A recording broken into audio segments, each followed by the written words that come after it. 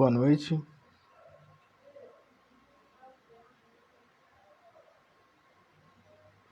Boa noite para quem está entrando aí. Hoje nós vamos dialogar com o Paulo Amarante.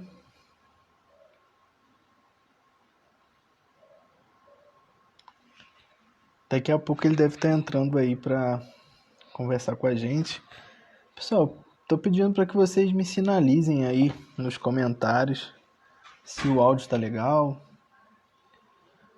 Boa noite aí para todo mundo.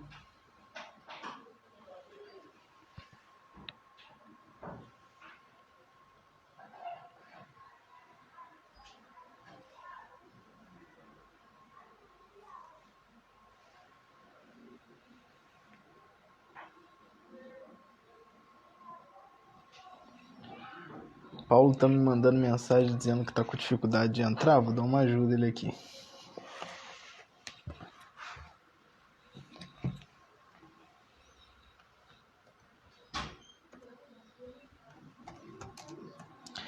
Vou mandar mensagem para ele dizendo que eu já estou online aqui para ele entrar.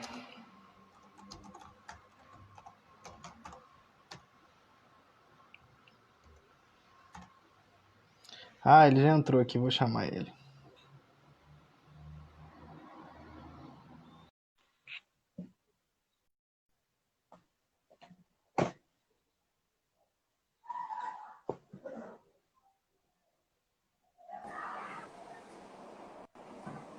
Olá.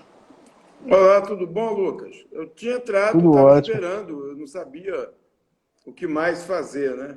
Já tinha entrado e estava esperando a aceitação aí. Tá me ouvindo porque bem? foi entrando. Tá me vendo bem? Tá ótimo. Foi entrando um montão de gente, aí eu acho que eu não te vi, eu tinha que ter te chamado. Como é Então que é você tá, isso. Paulo?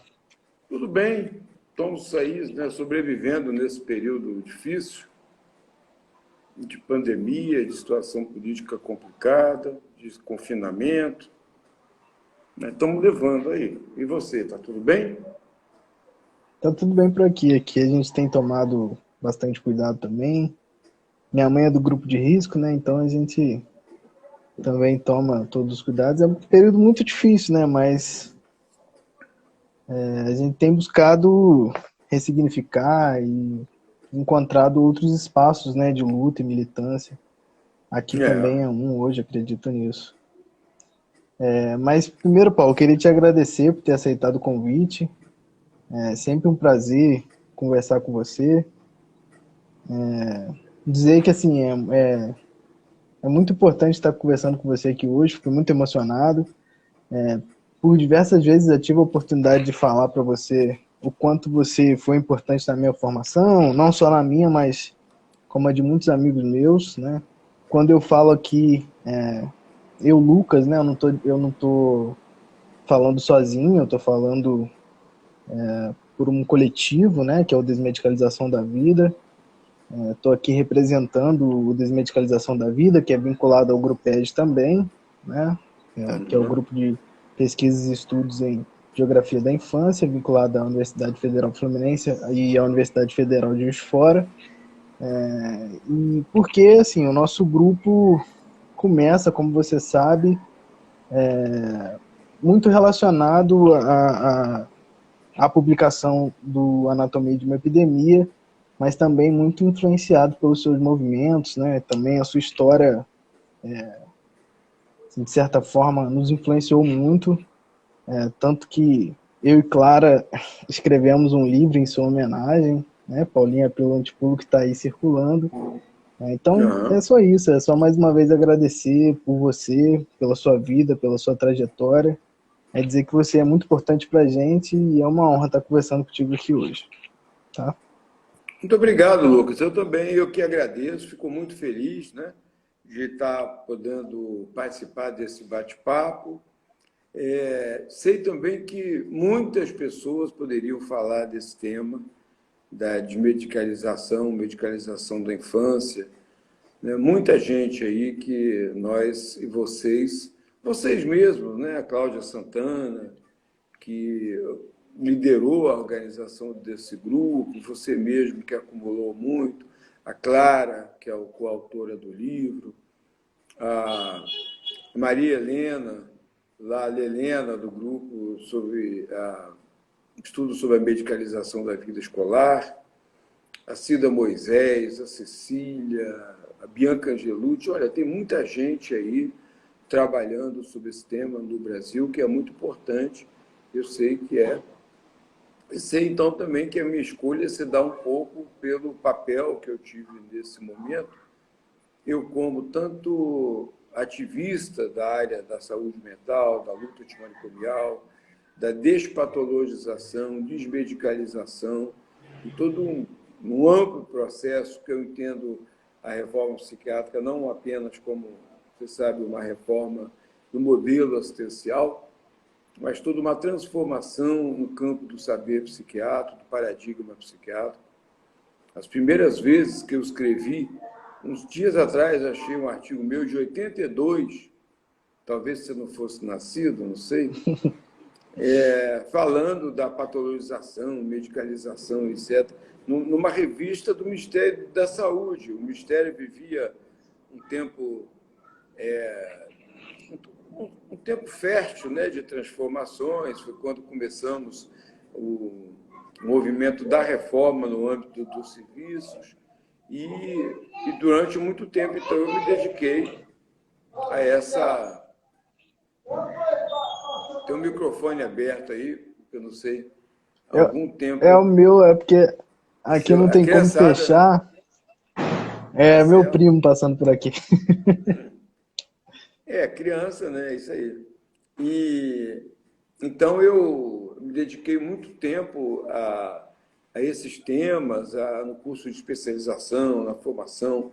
Então, contribuí na formação de muita gente, né? E o tema da medicalização, patologização, ele entrou um pouco mais na agenda do LAPS, Laboratório de Estudos e Pesquisa em Saúde Mental e Atenção Social, lá na Escola Nacional de Saúde Pública, né, Fiocruz, a partir de um contato que eu tive com alunos, o pessoal do mestrado. Muito especialmente me lembro da Valéria Sanches, uma psicóloga, que trabalhava no Centro de Saúde da Escola Nacional de Saúde Pública, que atende ali as comunidades vizinhas da Fiocruz, na região ali de Manguinhos, né, Mandela, toda aquela região Maré, todo aquele... E ficou impressionada com a quantidade de crianças, em primeiro lugar, que tomavam medicamentos psiquiátricos, crianças muito novas, em grandes quantidades. Praticamente a resposta que o serviço da Fiocruz dava era prescrição de medicamentos. Então, imagina em outros locais, com uma postura menos crítica e tudo. E, em segundo momento, nós começamos a tomar consciência do processo de patologização. Porque, assim, além do que nós chamamos de medicalização, e você sabe da minha preocupação sempre de atentar para essa discussão, a medicalização é muitas das vezes entendida como medicamento, prescrição de medicamento. O termo medicalização, ele induz a duas reduções. Uma redução à ideia de medicamento, medicalização, prescrição de medicamento, uso de medicamento, e outra a medicina, né? E o termo medicalização, você sabe, tanto em Michel Foucault quanto em Van Lieret, autores que foram importantes nessa, e outros autores que nós estudamos, Zola e outros tantos autores, indicam a transformação de uma experiência da vida, uma experiência que é comum à vida, e não precisa dizer que é nem normal nem anormal, são experiências da vida, adversidades, né? Experiências, inumeráveis experiências da vida humana, que elas passam a ser capturadas por um discurso médico, científico, né? E que não exclusivamente ele é médico só. Ele pode ser psicológico, psicanalítico, ele pode ser nutricional, uma série de outras explicações, mas a partir de uma racionalidade que transforma aquilo em patologia. A partir da ideia de patologia, vem a ideia, claro, no modelo predominantemente biomédico, de um tratamento medicamentoso e de outros medicamentos de natureza orgânica, biológica, entre aspas, o biológico aí, né? Porque se tem uma ideia de que biologia é organicidade, e não é. A biologia é uma das ciências mais complexas, né? Que existe, é uma das bases da chamada epistemologia da complexidade. Então, essa foi a nossa constatação, assim. Como que todo o discurso, a vida, a história de vida daquelas crianças, vítimas de tanta violência no território da comunidade, imposta pelo tráfico, pela milícia, pela polícia, pela opressão que os pais sofriam e transportavam as crianças, e os profissionais ouviam apenas sintomas. Ouviam apenas sintomas e transcreviam aquilo em nosografias e prescreviam, então, medicamentos, ou, no máximo, algum acompanhamento psicoterápico como auxiliar. Então, isso foi muito marcante. Ela acabou fazendo mestrado, a Valéria Sanches, que eu estava dizendo, com esse tema. Publicamos sobre isso em algumas revistas, né? Muito especialmente uma na Saúde e Debate, do SEBS, que foi importante. E depois eu tive outras alunas, outros alunos, muitos que fizeram, que eu fui orientador de mestrado, doutorado e pós-doutorado, né? Eu só não vou citar todas a todos, mas queria lembrar muito especialmente a Mariana Rangel, fez uma tese de doutorado fantástica, uma pesquisa notável, com crianças em idade pré-escolar que já eram diagnosticadas e medicadas, né? Inclusive com medicamentos daquilo que se chama off-label, quer dizer, que não foram pesquisados e o medicamento não foi liberado para essa faixa etária, para esse tipo de questão, etc. Então, é muito impressionante. E aí nós começamos a desenvolver um pouco mais efetivamente essa prática e muitos outros, agora recentemente também, duas orientandas de pós-doutorado, a Mariama Furtado e a Maria Goretti, fizeram também trabalhos, têm feito trabalhos sobre medicalização, patologização. Então, você desculpa a resposta longa, assim, que eu queria falar dessa relação do lápis institucional com esse campo. Nós culminamos com aqueles seminários sobre drogas psiquiátricas, né? 1, 2 e 3, que foi a ocasião que nós tivemos de trazer ao Rio de Janeiro pesquisadores muito importantes nessa área, inclusive o Robert Whittaker, né? Que você falou, autor de Anatomia de uma Epidemia, que nós já havíamos convidado anteriormente pela Associação Brasileira de Saúde Mental. Eu fui presidente da associação, para o Fórum Brasileiro de Direitos Humanos e Saúde Mental. Ele não pôde vir, na hora do embarque ele não conseguiu embarcar. No outro ano, e era em São Paulo, nós o levamos a Manaus, e de Manaus ele veio ao Rio, e aí ficou um aliado importante, um parceiro importante dos nossos trabalhos, né? Um sonho que eu tenho, são muitas coisas que eu faço simultâneas e às vezes me enrolo,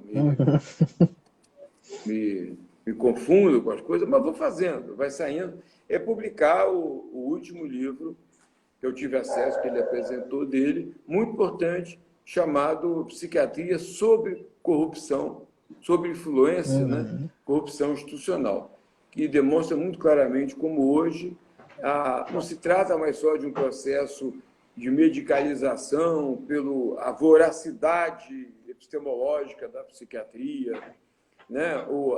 Que ela tende, é um tipo de conhecimento, né? O Machado de Assis, Simão Bacamarte já falava nisso, né? A área que eu estudo, eu pensava que se tratava de uma ilha, hoje entendo que é um continente, né?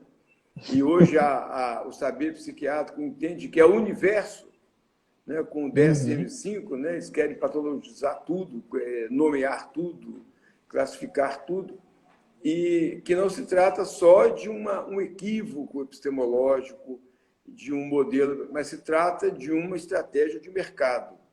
E isso é muito importante como Sim. isso é feito. Então, obrigado mais uma vez pelo convite, obrigado também a você, a Clara, pelo livro. Para mim é muito emocionante. Eu também trouxe ele aqui. Eu quero dizer para você, né, eu fiquei feliz com a informação que você me deu, que ele foi transformado em vídeo, né? Uhum. Fiquei muito sensibilizado por isso e muito emocionado, porque, afinal de contas, a gente vai chegando em alguma idade. Um amigo meu de Barcelona, quando viu o livro, né, o Paulinho, falou: Paulo, que bom ser homenageado em vida, né? Porque muitas vezes a gente vira nome de CAPES, pode virar até nome de hospício, como fizeram com a Anísio da Silveira, né? Depois que a pessoa foi, ela não tem como reclamar, né? Mas é muito importante também ser nomeado e homenageado em vida. E eu fiquei muito sensibilizado. Teve esse outro livro que foi feito na Bahia, né? Que também, A Vida o que é, Diga Lá, Meu Irmão, inspirado na música do Gonzaguinha, experiência da desinstitucionalização, que eu sou uma das personagens. E outra homenagem feliz que eu tenho é o disco do Harmonia Enlouquece, Ah, legal. né, que fizeram uma música para mim chamada Voando Internacionalmente, está até aí tá entre muitas aspas, bombando no YouTube, né? Mas é muito legal, assim. Então, eu fiquei muito feliz. E, fundamentalmente, né, por se tratar de homenagens que utilizam a linguagem cultural, que para mim é muito importante, né? Eu sempre falei de que a reforma psiquiátrica, a nossa área, ela tinha que sair do campo hard, duro, exclusivamente da pretensa ciência, porque ciência também é uma cultura, ciência é uma construção, é uma cosmovisão, né, de mundo, é uma forma de ver, é uma forma de pensar. E é muito importante que nós consigamos falar, né, a partir também de linguagens artísticas, culturais, que elas penetram na Exatamente. alma, elas chegam na alma, né?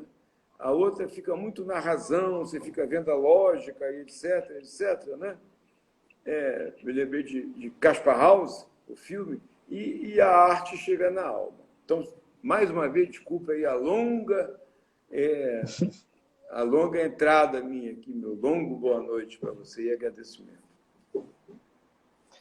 Legal, Paulo. Você tocou aí em relação ao vídeo, né, do Paulinho a Pílula Antipulo. E é para dar informação para o pessoal, tinha alguém perguntando aí quem são os autores. Então, os autores de Paulinho a Pílula Antipulo sou eu e a Clara Dávila, que é uma outra psicóloga também, amiga, que é também do Desmedicalização da Vida, né, que é coordenado pela professora Cláudia. Foi publicado pelo Edições Grupeg, né, que é o nosso grupo lá de Juiz de Fora. E essa semana eu recebi uma mensagem de um terapeuta ocupacional do Espírito Santo, que inclusive é a terra do meu avô, A minha Daniel, também, o né? nome dele. Ah, A minha também, eu verdade. sou capixaba e Verdade, morei muitos capixaba. anos em Vila Velha. Ele é de ele é de Vila Velha, Morei Daniel. muitos anos lá, Ele minha me mãe e meu pai mandou são de lá. Ele me mandou uma mensagem, assim, me mandou o vídeo e perguntando se ele podia divulgar o vídeo, compartilhar, né? Eu conversei com o Claro e, lógico, evidentemente a gente já falou para ele divulgar, colocar no YouTube. Inclusive tá no YouTube já. Se digitar Paulinha pelo Antipulo, contação de história, acha lá o videozinho do Paulinha pelo Antipulo. E também nossa ideia também é transformar o livro em e-book, né? Para que ele possa rodar mais por aí, né? Não fique só no papel. Paulo, para a gente continuar o diálogo aqui, assim, você foi perfeito na sua fala introdutória. Quando você fala sobre o conceito de medicalização, eu acho muito importante, porque, assim, desde 2017 que a gente vem estudando aí, né, no grupo, sobre medicalização, desmedicalização, saúde mental, e por muito tempo eu vejo esse equívoco, né, que as pessoas cometem de entender a medicalização somente como essa ideia de medicamentos psiquiátricos, né, prescrição indiscriminada de medicamentos psiquiátricos ou a medicina, né. Eu me lembro que em 2018 no sexto congresso, né, de saúde mental da Abrasme, brasileiro de saúde mental, eu lembro de estar numa roda de, de conversa, da apresentação dos trabalhos, eu estava lá apresentando meus trabalhos, e era assim, as pessoas infelizmente cometiam esse erro, né, de entender a medicalização como simplesmente medicamentos psiquiátricos, e você explicou muito bem o que seria a medicalização, mas a questão da medicamentalização, que é uma proposta até sua também de pensar assim, né, está muito presente também no processo de medicalização. Uma pergunta seria, como é que você viu assim, a publicação do Anatomia de uma Epidemia, para mim é um divisor de águas aí na saúde mental, né, na nossa militância aqui. E como é que você viu assim, a publicação do Anatomia de uma Epidemia aqui no Brasil? Como ele conseguiu e como ele tem conseguido movimentar essa militância, abrir esses espaços de reflexão? Qual a importância da publicação da Anatomia de uma Epidemia? Olha, eu confesso para você, Lucas, que eu esperava mais impacto da publicação. Mais impacto. Uma série de questões, né? O livro é muito importante, de fato, ele é um divisor de águas, né? Para mim, e nós conhecemos o trabalho do Robert, né? Eu vou chamá-lo de Bob, né? Ele virou nosso amigo, nós chamamos de Bob, a partir da Marcia Angel. Marcia Angel, você sabe, para mim ela foi a virada, assim, a pessoa mais importante. Uma médica da Johns Hopkins University, editora de uma revista científica das mais importantes dos Estados Unidos, uma das mais importantes, New England Journal of Medicine, uma das mais importantes e respeitadas publicações científicas do mundo. E a Marcia Angel, de repente, pede afastamento da editoria da revista, e eu fiquei muito ligado nisso, porque eu era editor da revista Saúde Debate, fui editor dessa revista do SEBS, que ainda existe, que ainda é muito importante. Eu tenho muita satisfação de ter contribuído com essa história, uma revista criada por Davi Capistrano, né, que foi uma das pessoas mais importantes da reforma sanitária e da reforma psiquiátrica, foi secretário de saúde em Bauru, quando fizemos o encontro de Bauru, da luta antimanicomial, a Carta de Bauru, por isso que fizemos em Bauru, porque Davi era o secretário. Depois ele foi para Santos, onde ele fechou o primeiro hospital psiquiátrico com o objetivo de mudar o modelo assistencial, porque até então você tinha hospitais psiquiátricos fechados, porque faliu, porque não deu certo, mas não, foi uma opção política de fechar e montar uma estrutura que nós chamamos pela primeira vez substitutiva. E o Davi é fundador do SEBS, é um dos fundadores da reforma sanitária brasileira, do SUS, de tudo isso. E ele fundou essa revista, eu fui editor, ele foi presidente do SEBS, o Sérgio Arouca foi presidente, e eu tive a honra também de ser presidente, ter sido presidente. Fui o único, digamos, não tradicional, eu exclusivamente sanitarista, né, da área da saúde pública, mas fui um psiquiatra, presidente do SEBS por 2 gestões e fui editor há muitos anos. Eu era muito ligado nessa questão, porque eu já sentia muita dificuldade, pressão dos pares. Há muito cinismo nisso. Os pares, eles não querem produzir informação crítica, eles querem publicar hoje. Hoje está bem claro isso. Querem ganhar ponto no currículo Lattes. Os centros aí de regulamentação também começaram a se adaptar, começaram a se adequar a esses mecanismos, essas formas de publicação, e começaram a fazer um jogo de um certo poder, um modelo de publicação mais quadrado, não pode ter crítica, não pode acabar um artigo assim, questões para o futuro, não, tem que ter conclusões a partir da pesquisa. Todo modelo, digamos, positivista, racionalista, etc, etc. E eu sentia isso, eu sentia a Márcia, esse não é o assunto, mas a Márcia, ela acaba se afastando da revista, e eu vou entender essa história.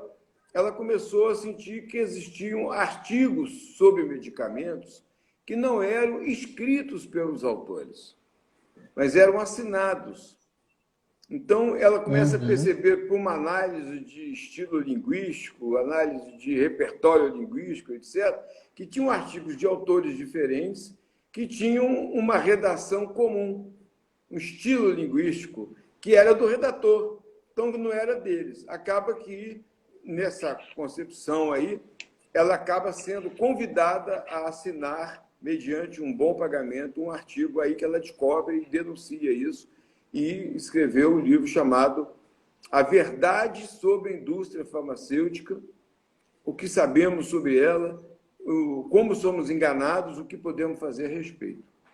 Então, foi um livro bomba, porque ela mostra como a pesquisa científica é fraudada, os ensaios clínicos são fraudados, as evidências, as pessoas falam em baseado em evidência. Ou você frauda a evidência, constrói a evidência, muda a evidência.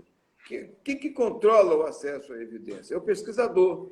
Como a pesquisa Uhum. sai dos laboratórios de pesquisa científica e vai para as empresas produtoras de pesquisa, entendendo?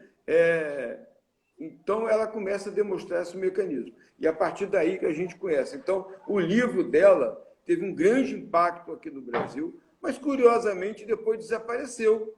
Você quase não encontra, né? A não ser aí as edições pirateadas em PDF, etc. O livro da Anatomia de uma Epidemia, a gente esperava a mesma coisa. Teve os problemas. Ele é publicado por uma editora, a editora Fiocruz, absolutamente idônea, mas que não tem um grande acesso a livrarias, etc. As livrarias estão cada vez mais reduzindo a sua estante, né? A variedade de sua estante, vendendo best-sellers, livros de autoajuda, livros de Uhum. informática, livros, assim, digamos, menos científicos, menos críticos, né? Esses livros aí de autoajuda, essa coisa, mente não sei o quê, mente inquieta, ela vende tudo, porque são empresas que fazem, na verdade, assinado por um ou por outro, os livros e tal, e vão reduzindo. Por outro lado, as livrarias foram se condensando em grandes monopólios. Nanda, então você vai em qualquer shopping do Brasil, você pode dizer, se aí tem uma livraria, eu vou saber qual é das três, La Selva, Sicilianos, está tudo agora falindo. E é por aí. Então, a dificuldade de vender, de divulgar o livro, de trabalhar. Uhum. Nós fizemos o possível. No meio político, no meio acadêmico, o livro teve uma boa repercussão. Mas era para ter mais. Esse livro, do Robert, que é um jornalista, ele foi escrito para ser lido por um grande público, né? E, no certo sentido, ele não alcançou esse objetivo. Falando com você agora, me veio a ideia de pedir ao Bob, de repente, que faça uma edição de bolso. Quem sabe a gente consiga, essas ideias surgem assim, né? Pedir a ele uma edição de bolso, ou uma edição simplificada, que a gente pudesse, de menor custo, de maior acessibilidade, e alguma coisa online, porque hoje também um dos problemas das editoras, elas não pararam de vender, as editoras, as livrarias especificamente, mas elas diminuíram muito a venda, porque Uhum. está mudando devagar, mas isso significa muito. Está mudando a forma de aquisição. Então, um livro que custa 100, 120 reais ou 200, hoje um estudante prefere, já são mais jovens, são mais habituados com os meios virtuais, etc., consegue ter acesso a edições, a PDFs, etc. Eu chamo de E-book, né? edição, Um e-book. o e-book, eu chamo de edição de bolsa, assim, um modo de falar, porque você tem realmente... eu li muitas coisas assim, né? Algumas eu consegui ler, as Ilíadas, por exemplo, né?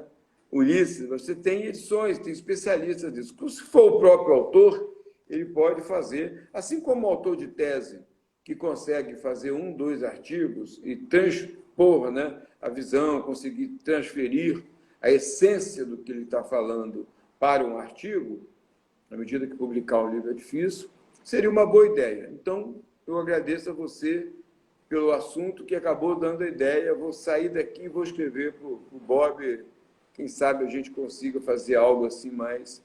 Que é importante seguir Muito fazendo importante, isso, né? E aproveito para falar desse livro da Márcia Angel, né? A Verdade sobre a Indústria Farmacêutica, o que sabemos, como somos enganados com ela, o que sabemos a respeito, né? Como podemos fazer para... É muito interessante, é um livro de peso. Ela foi assessora do senador Kennedy, teve acesso também a documentos confidenciais do Senado, e é assustador como que a indústria vende medicamentos, inventa doenças. Quando você fala isso com a população em geral, eles acham que é uma teoria conspiracionista. Mas não, inventam doenças, inventa doenças, né? Os donos, os diretores de laboratório falam isso. Hoje nós temos condição, especialmente no caso da área da saúde mental, de inventar doenças. Então, aí, essas ideias de transformar a angústia, a ansiedade em pânico, a criança em TDAH, etc, etc. O próprio Bob traz, que é chocante, né, no livro Anatomia de uma Epidemia, que primeiro se vê qual é a ação do psicotrópico, né, para depois se inventar uma patologia que dê conta, né, da venda desses psicotrópicos, né. É importante dizer assim que o Bob, apesar de ser jornalista, né, ele me demonstrou uma coisa: você não é médico por ter feito faculdade de medicina, você é médico se você conhece. É claro, estou falando figurativamente, né? Você pode não ser médico e pode ser até um jornalista ou um biólogo, se você estudar aquele assunto por um determinado interesse, etc. Eu vi debatendo em escritas, em vídeos e pessoalmente, em algumas situações, com médicos. Ele tem um conhecimento muito profundo, né? E todas essas referências que ele faz da ideia da invenção das doenças, por exemplo, a limpeia, né? Que fala do Mongery Diseases, né? Que é a invenção de doenças, existem muitos outros. O Ian Hacking, né? Falando de como as doenças são inventadas, construídas, a produção de sintomas, a importância de mobilizar os familiares para que os familiares passem a atuar com aquela pessoa como um doente, para que a própria pessoa mude a sua atitude. Ela não se vê mais como alguém que está com determinado sentimento de vida, uma dificuldade, ela se vê como um doente, né? Então, ela incorpora a patologia. Ao incorporar a patologia, ela também se conforma, né? Ela se configura como sendo o doente, né? E eu sempre lembro, isso para mim é um dos fatos marcantes, né?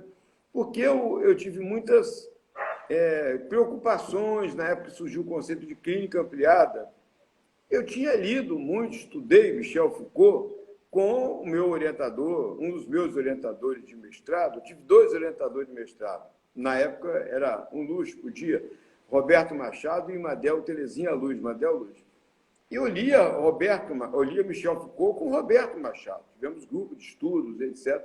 E o Roberto dizia que O Nascimento da Clínica era um dos livros mais densos, mais complexos de Michel Foucault. E o Foucault, ele demonstra claramente que a clínica, é claro, é algo, digamos, com suas contradições, etc. Mas a clínica era o processo de objetivação da experiência humana, né, no campo da ciência. Era a transposição do humano para o científico, da experiência para a ciência. Então, nós teríamos, a partir de Foucault, digamos, falando grosso modo, desconstruir a clínica. Ou pelo menos, como Basaglia fez com a doença, colocou entre parênteses, colocar a clínica. Também, no sentido de ter com ela uma relação de crítica, de questionamento, né, dialética, não tomar aquilo como um instrumento assertivo, positivo, inquestionável, etc. E o Foucault, nesse trabalho da clínica, ele mostra como o Charcot, ao pesquisar a histeria nas mulheres, que ele queria saber se tinham histeria, e queria descrever a histeria, no sentido de definir uma nova doença, ele induz a histeria. Ele induz a histeria. Então, as histéricas tinham muito mais... Não que ele conseguiu descrever o comportamento das histéricas, ele conseguiu produzir nas histéricas um comportamento que passou a ser conhecido como histeria. Isso é muito interessante e o Hacking, Ian Hacking fala isso muito no estudo dele sobre as múltiplas personalidades, né? É muito interessante o quanto que a clínica ela pode ser, assim como as pesquisas epidemiológicas que falam, no ano 2000 e tanto teremos tantas pessoas com depressão no mundo. Uhum. Esse estudo ele não é uma previsão do futuro, mas ele é uma construção do futuro. Assim como as pesquisas de opinião eleitoral, a gente sabe disso, elas induzem as pessoas a se identificarem com o candidato que vai ganhar. Ninguém quer votar em quem vai perder. Estou falando brincando, assim, fazendo um jogo. Claro, eu, em geral, voto em quem vai perder, mas as pessoas querem votar em quem vai ganhar. Então, as pesquisas de opinião, quando saem precocemente indicando um candidato que vai ser eleito a isso ou aquilo, elas induzem. E está assim também os comportamentos. Mas eu vou deixar você me perguntar, porque senão eu não paro de falar, você me conhece. Tem uma coisa assim que é importante a gente conversar também, que é sobre os seminários, né? Vocês pensaram, né, o pessoal do LAPS, da ENSO, vocês pensaram um seminário internacional de drogas psiquiátricas a partir da publicação da Anatomia de uma Epidemia, a partir dessas discussões que já vinham aí durante muito tempo, e como é que você viu assim, a importância do seminário, que são 3, né, nesse contexto? Foi a partir desse livro, porque já estava havendo, então, no LAPS, uma preocupação há algum tempo com essa discussão sobre a medicalização, patologização. Como eu te falei, algumas teses, né? Eu falei da Valéria Sanches, da Mariana Rangel, o Ailton Lima, Márcia Alfenas, Daniel Puig, a Maria Goretti, entendendo? Eduardo Torre, que escreveu comigo, não tese, mas artigos. Algumas pesquisas a gente estava fazendo, mas não tinha uma ação sistemática. Quando, com esse contato com a Márcia, que apareceu, na época, teve uma boa repercussão, o livro dela saiu pela Record, então uma editora, digamos, que consegue alcançar as prateleiras dos best-sellers, as livrarias de aeroporto, a livraria de shopping e por aí afora, foi muito interessante. Realmente, o marketing do livro teve um impacto grande, ela conseguiu fazer uma matéria no Millennium, se não me engano, Globo News ou GNT. A revista Piauí fez uma matéria muito importante com ela.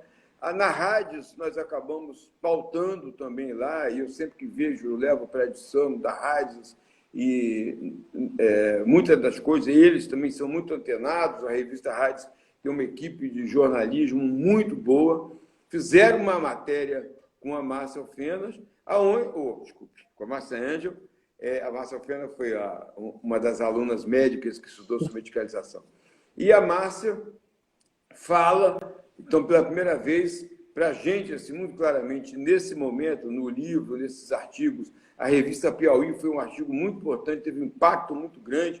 A revista é muito boa, a Piauí, mas estava no auge, assim, muito bom, num patamar de leitura, de acesso, e ela demonstra o quanto que existia essa epidemia, entre aspas, de depressão, estava crescendo a depressão, entendeu? E que isso se tratava de uma movimentação da indústria farmacêutica no sentido de alargar o conceito de depressão, né? Refazer os instrumentos de diagnóstico, de tal maneira que elastificasse um pouco mais essa ideia de depressão, né? Ampliando, e isso ligado também a uma outra teoria, dando um certo, digamos, modernização uma consolidação à ideia de que a depressão era um distúrbio na recaptação de serotonina, de neurotransmissores. Então, isso, assim, retira a experiência humana, o sofrimento humano, retira a dimensão do social, antropológica, cultural, da família, né? Do projeto de vida, das situações concretas, né? da vida, como um desemprego, uma desilusão amorosa, uma reprovação num concurso, uma outra situação de... O próprio luto, né? Como O o luto luto, também é patologizado. então, tantas outras experiências, né? Que seriam retiradas dessa dimensão de vida, e você diria, olha, não está vendo nada no mundo, não está tendo desemprego, não está tendo uma pressão social, política, para que você exerça um papel que é insuportável, né? Impossível para as pessoas exercerem, e você apenas tem um problema de recaptação da serotonina. Aí o problema é aí tem que tomar um medicamento que conserta, entendeu? E ela mostra como isso tudo é um conjunto e cita o livro do Robert como uma das pesquisas, uma das influências, né? E ele foi absolutamente acessível quando a equipe do Lápis entrou em contato, entendendo? Ele foi absolutamente acessível, se ofereceu para vir, veio. Nós até preocupamos, assim, americano, em geral, vivem dessas coisas de conferências, né? Ele não cobrou nada para vir, entendeu? Apenas a passagem diária, né? Para hospedagem. Uma boa vontade. Não deu para vir no Fórum de São Paulo, ele veio no outro ano. Depois veio ao Rio de Janeiro. Depois começou a vir, foi a Campinas, foi a Santa Catarina, começou a ficar conhecido aqui. E o seminário foi uma ideia de ter um protagonismo do Lápis, né? De puxar esse assunto, de consolidar esse assunto. O primeiro evento, nós tivemos 3.000 e tantos acessos no YouTube. Nós estávamos começando a usar essas mídias. Hoje, eu acho que depois da pandemia, se a gente faz um seminário pelo YouTube ou pelo Instagram ou qualquer outra mídia social, e eu acho que a gente vai fazer assim, né? À medida que esse ano não vai ser possível fazer mais nada presencial, nós vamos chegar a milhares de pessoas novamente. O segundo também, né? Então, a gente conseguiu trazer pessoas como o Ivan Kish, a Laura Delano, né? Que uma usuária com experiência, John Reed, a Lucy Johnstone, a gente trouxe, foi muito fantástico, além de outros convidados brasileiros que a gente queria levar, queria trazer, porque a gente queria participar, contribuir para construir aqui no Brasil um grupo, e eu acho que está havendo, já tem, claro, o grupo de vocês, o grupo lá dos patologias, o grupo Fórum contra a medicalização da vida escolar, tem o grupo lá de São Paulo com a Bianca, tem muitos grupos aí, né? E eu participei no ano passado, no final do ano passado, de um evento em Brasília sobre o uso racional de medicamentos psicotrópicos. Fiquei até impressionado. No atual governo, eu até brinquei, quando me chamaram, eu falei, deve ser alguma tocaia, né? No Espírito Santo a gente fala de tocaia. Chega lá e me pega. Não, muito bacana, muita gente, 3.000 pessoas, e discutindo essa questão da medicalização, da prescrição de medicamentos, da patologização da vida cotidiana, da mercantilização da vida que está associado, né?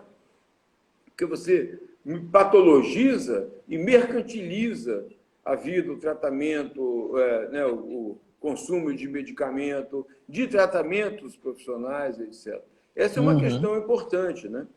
E, então, eu acho que foi um evento, um evento muito importante que entrou para a agenda brasileira, para a agenda política, científica brasileira, né? E que a gente não pode deixar de prosseguir, né? com esse projeto.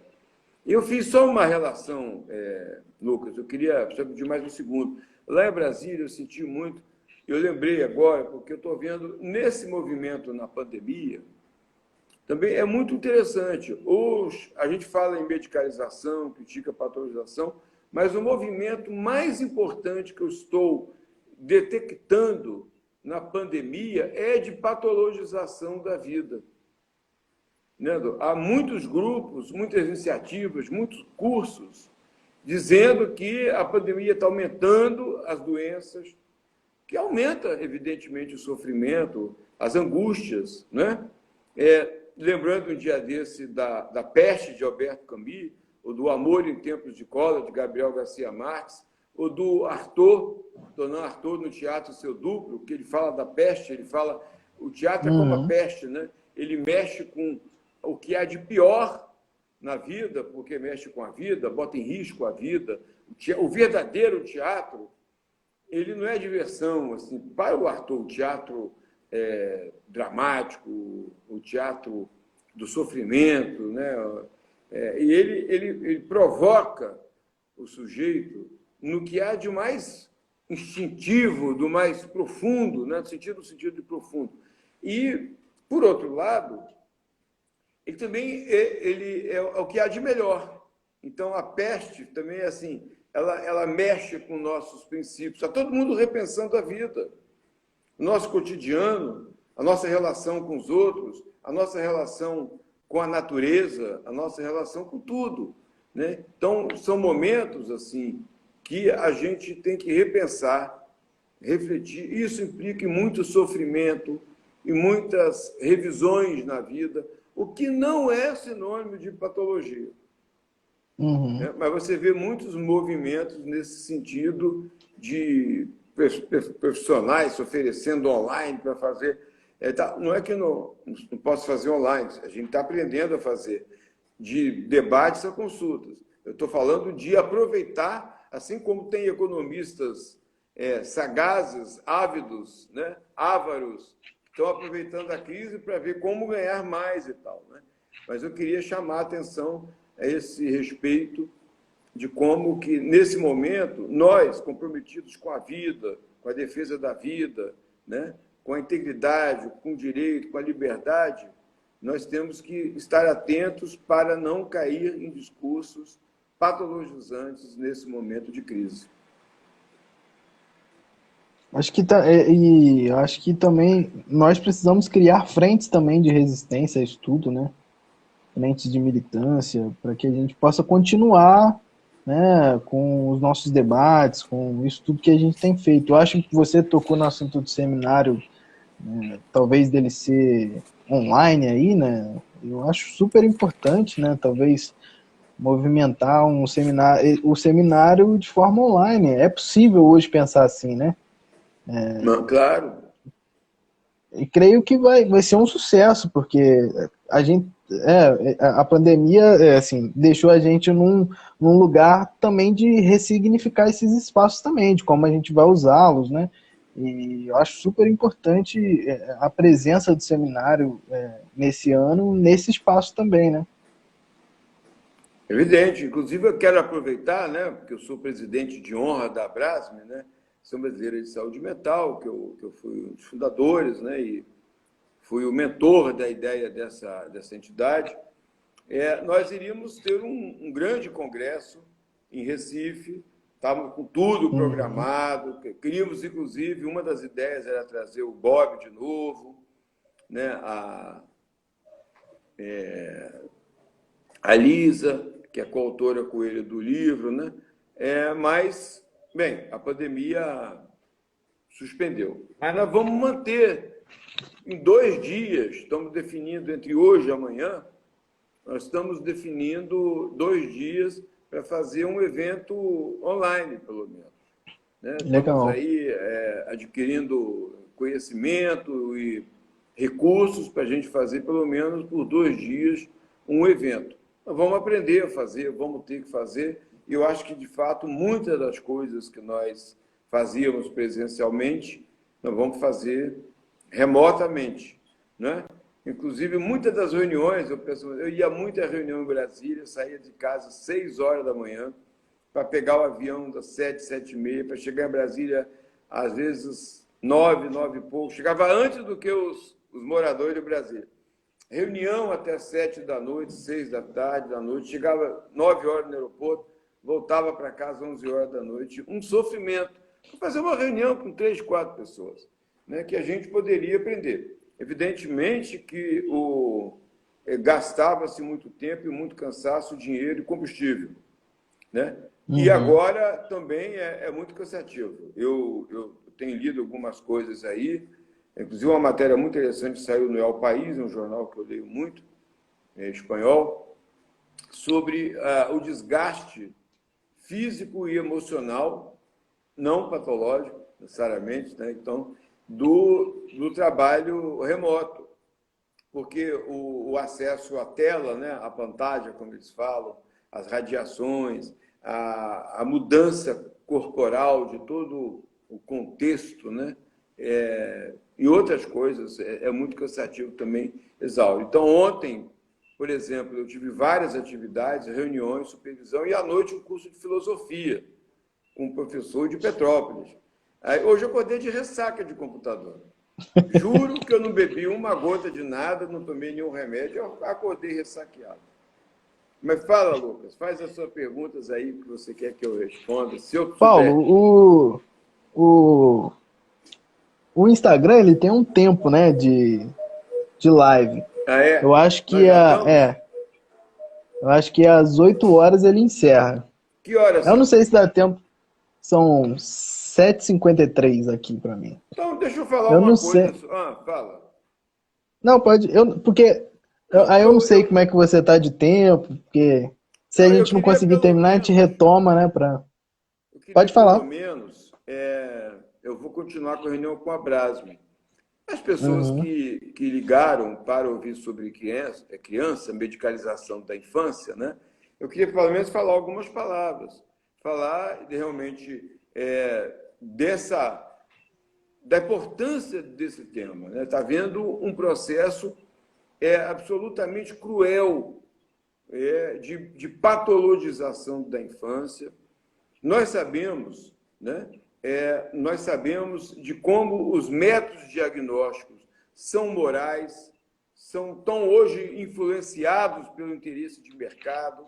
Se alguém que não sabe, uma mãe, um profissional que não sabe, como é que se faz o diagnóstico de TDAH, entra no site da sociedade e verifica o questionário. Uhum. Chega a provocar, em algumas situações, risos. Né? A criança não consegue assistir uma aula chata, nem eu. Se a aula é Pois chata, é. eu estou falando assim, claro, eu estou fazendo uma caricatura. Não consegue ficar. Então, a infância está mudando, a sociedade está mudando, os meios de comunicação estão mudando, e você quer que a criança fique. Então, você vê claramente que o questionário é respondido, é dirigido ao adulto que não suporta lidar com essa situação com a criança. Né?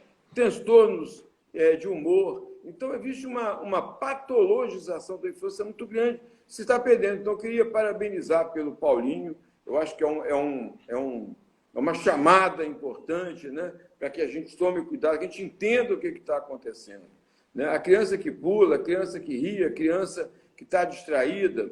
Que outras histórias de vida, como eu falei da pesquisa da Valéria, a Cida Moisés fala muito, que outras histórias, vê muitos casos de abuso sexual, de assédio, de outras violências, outras formas, no mínimo uma falta de escuta, aí a criança vai parar num serviço de saúde, recebe um diagnóstico e, pior do que isso, recebe um medicamento que dá dependência, que dá outras consequências graves, ainda na infância, e em situações da vida adulta. Então, é muito importante tomar muito cuidado. Eu tenho insistido nisso para que as pessoas não patologizem a infância. A infância está mudando, como a juventude está mudando, a terceira idade está mudando. Você fala de terceira idade há 20 anos atrás, quando eu falava de alguém da minha idade, eu já falava num velhinho acabado.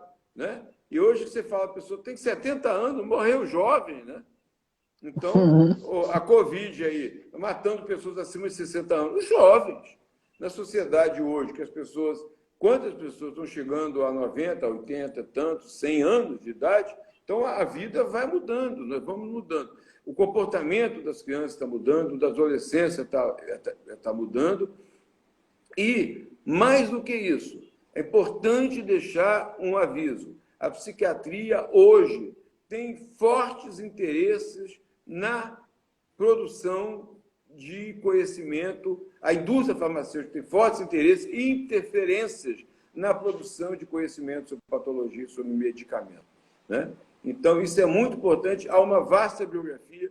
Eu sugeriria às pessoas que queiram se dirigir a você, depois ao núcleo de vocês, para pegar a bibliografia, leiam o Paulinho e a Pílula Antipulo, né?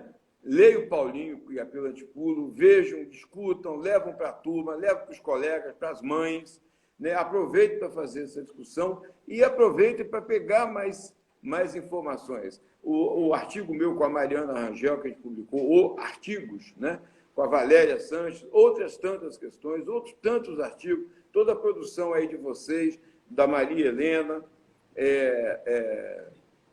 da Cida e da Cecília, é muita produção, da Bianca Gelucci. O último livro da Brasme tem alguns artigos sobre isso. Tem um artigo meu com Cláudia também, Cláudia está assistindo a live aí, que saiu pela revista Educação em Foco, da Universidade Federal de Juiz de Fora. Perfeito. Que a gente toca nesses assuntos e a gente está falando mais especificamente sobre aquela ideia de desmedicalização dos olhares na educação, né, que a gente fala um pouco sobre medicalização, como isso alcança a educação, e é uma produção importante, é uma produção coletiva, né, tá a minha assinatura e de Cláudia ali, mas é uma produção coletiva muito de bom, todo o grupo de medicalização. Desculpe eu interromper, a Camila está lembrando do Med em Brasil, que eu nunca esqueço, exato. Folder, né? E com o tempo não estava previsto, do www.medembrasil, está escrito aí, .com, que tem muitos artigos. E se não tiver esse de vocês, a gente pode incluir também, né? Tá lá. Artigos, muita matéria tem, né? Então, porque é muita coisa e eu acho importante que as pessoas leiam, conheçam a produção sobre essa situação da medicalização, patologização da infância. Paulo, e resistam. A gente pode encerrar a live e retomar só para a gente acabar com o assunto, assim, pontuar esses assuntos e encerrar devidamente, senão a gente não vai ter tempo de encerrar. Então eu vou encerrar a live, vou começar uma outra, o pessoal entra, você entra, eu te chamo de novo, tá? Tá bom. Tô te esperando lá.